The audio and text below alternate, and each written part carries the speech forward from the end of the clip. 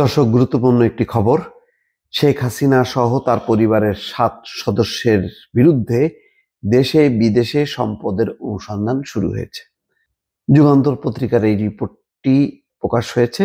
দুর্নীতি ও অর্থ পাচারে জড়িত সন্দেহে সাবেক প্রধানমন্ত্রী শেখ হাসিনা সহ পরিবারের 7 সদস্যের নামে দেশে বিদেশে থাকা অর্থ সম্পদের তথ্য অনুসন্ধানে নেমেছে বাংলাদেশ আর্থিক গোয়েন্দা ইউনিট, সংক্ষেপে BFIU।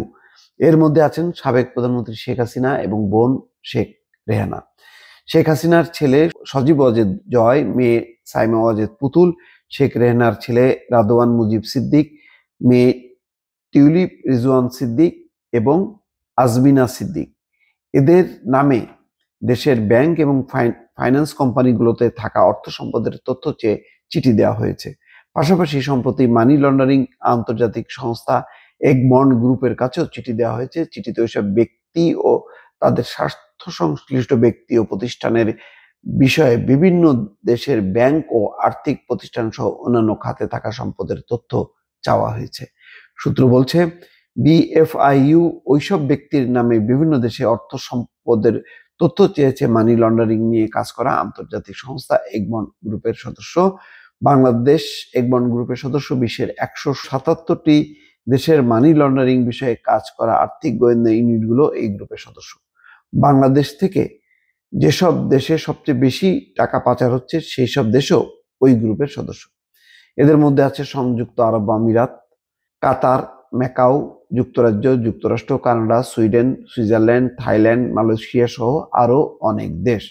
এই গ্রুপের কাছে সুনির্দিষ্টভাবে কোনো দেশ, কোনো ব্যক্তি বা প্রতিষ্ঠান সম্পর্কে তথ্য চাইলে তারা সংশ্লিষ্ট সদস্য দেশগুলো থেকে তথ্য সংগ্রহের মাধ্যমে সরবরাহ করে। এর মাধ্যমে BFIU অনেক ব্যক্তি ও প্রতিষ্ঠানের তথ্য সংগ্রহ করেছে।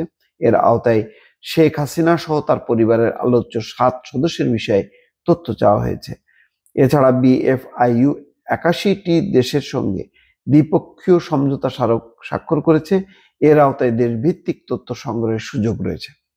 সূত্র বলছে, BFIU থেকে এগমন্ড গ্রুপের কাছে সম্প্রতি শেখ হাসিনা সহ তার পরিবারের 7 সদস্যের নামে বিদেশে থাকা সম্পদের তথ্য চেয়ে যে চিঠি দেওয়া হয়েছে তা এগমন্ড গ্রুপের সদস্য দেশগুলোর মানি লন্ডারিং প্রতিরোধে কাজ করা আর্থিক গোয়েন্দা ইউনিটের কাছে পাঠাবে। এক এক দেশে আর্থিক গোয়েন্দা ইউনিট এক এক নামে পরিচিত।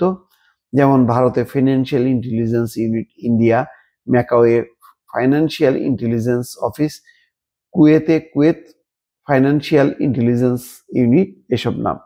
যাক, এসব তথ্যের আলোকে BFIU থেকে গোয়েন্দা প্রতিবেদন তৈরি করে তা পাঠাবে সংশ্লিষ্ট তদন্তকারী সংস্থাগুলোর কাছে। ওইসব সংস্থা বিশদ তদন্ত করে প্রয়োজনীয় ব্যবস্থা নেবে।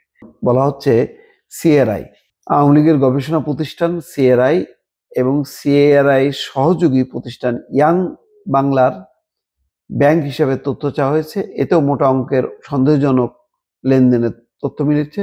এসব প্রতিষ্ঠানের সঙ্গে জড়িত থাকার দায়ে শেখ হাসিনার ছেলে সজীব ওয়াজেদ জয়, মেয়ে সাইমা ওয়াজেদ পুতুল, শেখ রেহানার ছেলে রাদওয়ান মুজিব সিদ্দিক, মেয়ে আজমিনা সিদ্দিক ও সাবেক মন্ত্রী নাসরুল হামিদের ব্যাংক হিসাবে তথ্য তলব করা হয়েছে।